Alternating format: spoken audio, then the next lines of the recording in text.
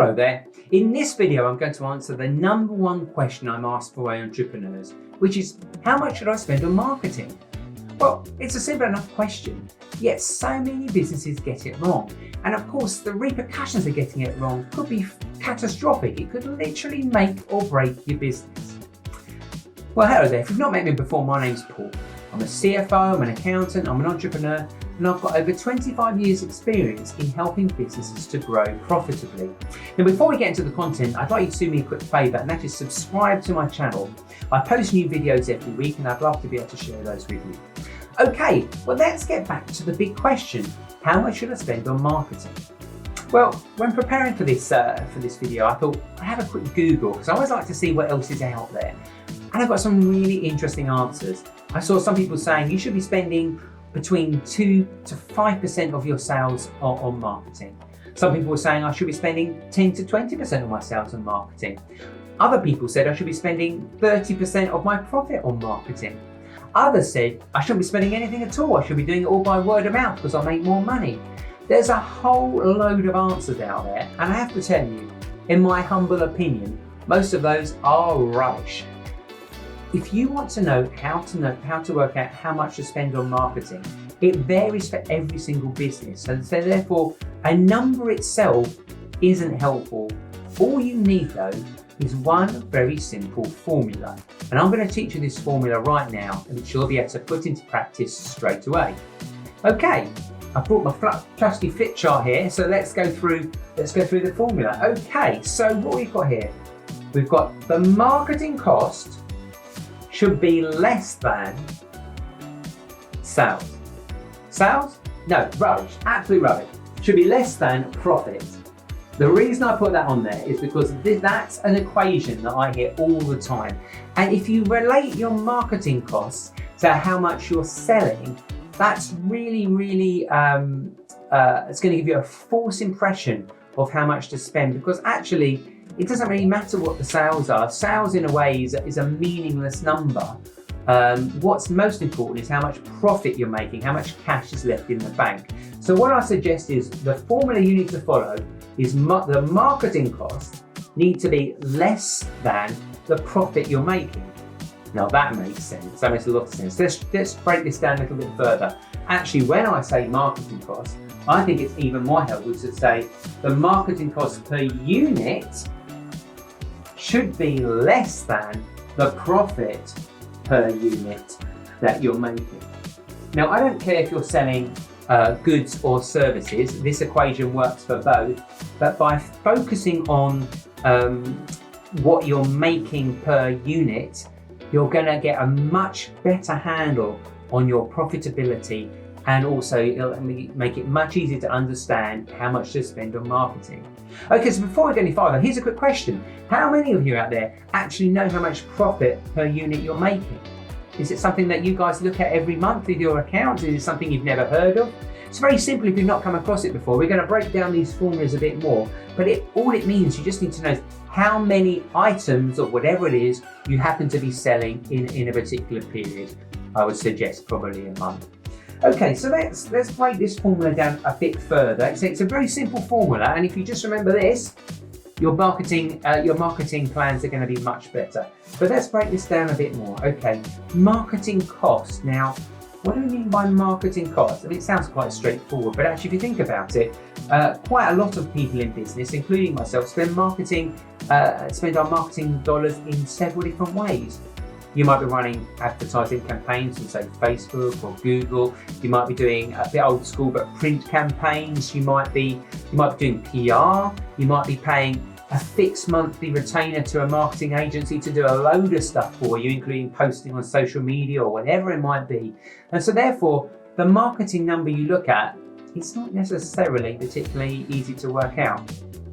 However, I'd suggest for the purposes of working out how much to spend on a marketing campaign, you should think of taking into account just the direct marketing costs. So that's the costs that vary directly in proportion to running their campaign. So that might be Facebook spend, Google spend, those kind of variable amounts. So that's the amount per unit you should be looking at there. You're going to take the total amount you say you're going to be spending on say Google Ads, maybe in a month you might be spending, let's say you're going to spend $1,000 on Google Ads, and let's say you're gonna sell 500 items out of there. Okay, that's going to give you a marketing cost per unit of $2 per unit. Okay, so that's the marketing side. So for this equation to work and for you to be making money, if it's costing you $2 to get a sale, you have to be making in profit at least $2 per sale. If you're making less, you're going to lose money, and ideally you'll be making a hell of a lot more. So let's think about profit per unit, because if you've not looked at it before, it can be a little bit confusing as to what to put in there, because as a business we have a million costs, don't we? And it's which ones you take into account. So what I'm going to suggest here is profit per unit. You should be looking at the way to calculate. So you take your sales per unit. So let's say your sales or revenue. Let's say you might be getting, say, $10 for an item you've sold, and you're going to take off what's called the variable costs or the direct costs, the costs directly associated with making that sale. So it could be we're selling a widget. We've got $10 for a widget. Let's say that widget cost us $4. Okay. So I need to take off $4. Let's say to make the sale I had transaction costs. Let's just say card processing fees. So I'm just going to write fees here. Let's say those were $1 for ease of maths. And perhaps this is something that you sold on your website and you're going to have to ship it out to somebody. Well, perhaps the shipping on that is, let's just say that's $2, right? So in this example, my profit per unit, sometimes it's known as gross profit. If you've heard that number, it's exactly the same thing. In this case, we're going to take 4, 5, 7 off. We're going to be making $3 a unit. So in this example, we can see that if we spend $2 today, we're going to get $3 back. So that's not a bad equation, is it? You know full well that you can't really spend much more than this. If you spend $3 here, you're going to be breaking even. If you spend more than that, you're making a loss. But most people don't even do this math before they even run the campaign. And that's really the starting point, okay? You need to know how much profit per unit you're making. As I say, do put in the comments whether you're looking at this, whether you've ever looked at profit per unit in this way. As I say, it works for people selling goods and services, but it's a really good way to get your head around the numbers. Also, same with marketing costs. Say you're going to spend £1,000 on a campaign. Okay. Well, when you break it down into how many things you're selling, the amount per unit, it becomes really easy to see how these dynamics work. And in an ideal world, obviously, you're going to want to get this number as low as possible, and you're going to want to get this number as high as possible. Something I would also say, add on to this, quite often people run marketing campaigns in conjunction with running a promotion, because it makes perfect sense. Come to my site and I'll give you 20% off, okay? Well, let's say we did that in this case here. If I was going to give 20% off my $10, okay, I'm going to be taking $2 off, okay? There's the discount. So if in that case, I'm actually only making $1. So if I run my promotion and it's going to cost me $2 to get a customer, and I'm going to give them 20% off, I'm losing money on every sale. I'm going to spend $2 and get $1 back. So that really focuses the mind. I'm not saying don't do a discount or promotion. What I am saying is once you know this cost and your cost profit per unit, you can kind of see how much leeway you've got to play with. Okay, does that make sense? Let's go into there's a couple other things that are worth thinking about when we look at this formula. Okay, so which way am I? I've done a lot of writing today, so I don't quite know where I am. So I'm going forward to go back. It doesn't make any sense. Okay, so some other things to think about. Okay, the first is demand and seasonality. So what do I mean by that? Well, what I mean is most businesses do have an element of seasonality. So there's certain times of the year when customers are going to be right in market to buy your product and want them right now. There's other times of the year when they're going to be less likely to buy your products or services. And you need to take that into account when you're planning your marketing campaigns. And also you should take into account in terms of how much you think you need to spend on a campaign. Because if you think about it, if there's high demand for your product or services, say in the run up to the holidays and maybe you're selling gifts, then you should be spending less on marketing, because there's more people out there already primed and looking to buy. It should be easier to convert those people to paying customers, right? Whereas perhaps, if you're a gift retailer and it's January, straight after Christmas, sales aside, it's going to find it very difficult to get that customer to buy. So you might need to spend more on marketing to get a customer in January than you might do in December. And that's worth thinking about. So what I suggest you really need to do is plan your campaigns for the next few months in advance and come up with a target for how much you're prepared to spend at the different months of the year, taking this into account. Okay, so that's demand. The other thing I want you to think about is repeat business. Okay, now I glossed over this, and I don't know if you noticed. You may have done, and there may be loads of comments saying, "Paul, hang on here. This equation here that you've just shown me, this is basically looking at one sale or one order." Okay, what happens if my customer comes back and buys several times in the year? Then surely, Paul, this equation doesn't work, because you're trying to justify a marketing spend on the basis of one sale, which may not be right for your business. And of course, if you raise that, you raise an excellent point. But I'm going to say a couple of things here. As a concept, you should try as far as possible to make a profit on the first sale. Okay, that's really, if you can. It's not always possible, but if you can, that should be your goal. Why do I say that? Because the first sale is a search. You've already got their money. The repeat business, that is much more variable, it's more risky, you may or may not get it. Okay, so if you can make your marketing campaign pay for itself within the first month, that's the place to start. However, if you can't, but you've got good levels of repeat business, then that's well worth taking into account.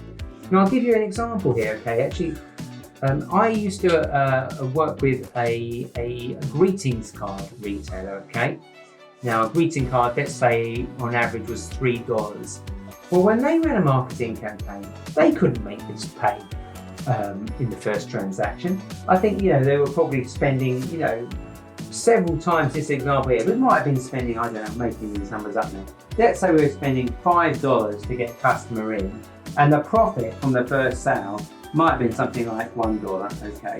Well, if we tried to justify that based on the first sale, we'd have struggled, right? But actually, what we knew is customers came back several times a year, like many, many times a year. So actually, we tweaked this equation to show not just profit per unit, but to show profit over the first 6 months. And that's how we ran the campaign. Would the marketing cost now, would it pay for itself and generate a profit in 6 months? So that's another way to look at it, and that's much more helpful if your business, if it's difficult to justify to make a profit on the first transaction and you've got good repeat spend, then you can use exactly the same formula here, but you're just going to tweak this. Instead of being profit per unit or per order, you're going to look at it over a longer period. Okay, so that's something else to think about. Let's go back to my trusty list here. The other thing to bear in mind is cash flow and timing of payments. Now, where you're spending marketing bucks today and you're going to get a sale over the next 2 weeks, it's less relevant. But let's just take that example we just said, where we're actually looking to spend marketing money now and potentially weren't going to get all of our money back for several months. Well, depending on your type of business and how much cash you've got in the bank and how much money you're planning on getting in, that might not be a campaign that's going to work for you. You might not be able to afford to go without, to pay a chunk of cash out now and not get it back for 6 months. So you do need to think about the timing of payments and income and when it's going to pay back, because that will mean certain kinds of campaign are going to be better for you from a cash perspective than another. So that could be something that's really, really important. The final 2 points here, they're really connected. I've written budget and tracking. And normally when I use the word budget, people kind of roll their eyes at me and say, oh, not budgets, I can tell you're an accountant. But what all I mean by this is, we talked about earlier on demand and perhaps planning several campaigns over the year. Well, this is all that plan is a budget. Work out in advance how much you want to spend on each campaign per unit, just like we did in our example here where we came up with our $2, right? Now, if you do that, this becomes a target, right? I want to spend, for these maths to work, I want to spend $2 a unit. You could actually take things a bit further, and you could build in a little buffer there, right? You could say something like, okay, if this makes $2 per unit, well, actually, what if I don't quite make $2? Maybe I need to be a bit more conservative. I could say my target in this example is to spend $1.50 per unit, okay? And that's your target. And all you're going to do, you're going to measure the performance of your campaign as it's running. You're going to, every time at the end of each week or day, sometimes if you're spending online, look at how much you're spending on marketing, how many sales you've got, what's the number that's coming out is, and is that in line with your target or your budget? Because if you're spending less than your budget, there's a real opportunity to spend more money there to get more sales in because it's profitable and it makes sense economically. Or if you're tracking to spending $1.50 on marketing and you're spending $5, whoa, I need to put the brakes on. So if you're monitoring this on a daily basis, you can pull back your spend before you lose too much money. So this tracking is really, really important. And I always say with marketing campaigns, a lot of people think all the work's done up front. I'll design the campaign, I'll work out what the promotion is, I'll get the materials printed or designed up, I'm ready to go on my website, and I'm going to click, I've got the stock, I'm going to click go. Okay, just sit back and relax. Well, actually, when you're running the campaign, that's when the hard work really starts, because you really need to be monitoring it and tweaking the campaign as you go. So make it a success. And when you've done that, then you need to once you've finished your promotion, finish your marketing activity, whatever it happens to be, you need to then take a step back and analyze how it went. What went well? What didn't go well? How much money did you make? Were your targets realistic or not? Would I run this kind of campaign again, or would I tweak it in a different way? The time to do that is exactly when you finish your campaign, when everything is fresh in front of your mind. Jot it all down on a piece of paper and then refer to that when you're planning your future campaigns. That way you start off with something and you iterate on it and you make it more and more effective for your business. And that, in essence, is the way that I look at running marketing campaigns, and specifically answering the question, how much should I spend on marketing? All you've got to do is remember this one very simple equation and you won't go far wrong. Well, I hope you found that helpful. If you did, I know there's quite a lot of stuff in here. What I've done is I've put all of the key points here into a free fact sheet, which you can download below. And if you do that, I'm also going to send you another free fact sheet, which is my guide to turbocharging your cash flow in 10 easy steps. Now, these are steps that I've learned over 25 years working with a range of clients, and they really do work. So it's well worth downloading and having a look at that. And if you haven't done it yet, as I say, please subscribe to my channel, because I'd love to be able to chat to you again. But thanks very much for your time, and I will see you in the next video.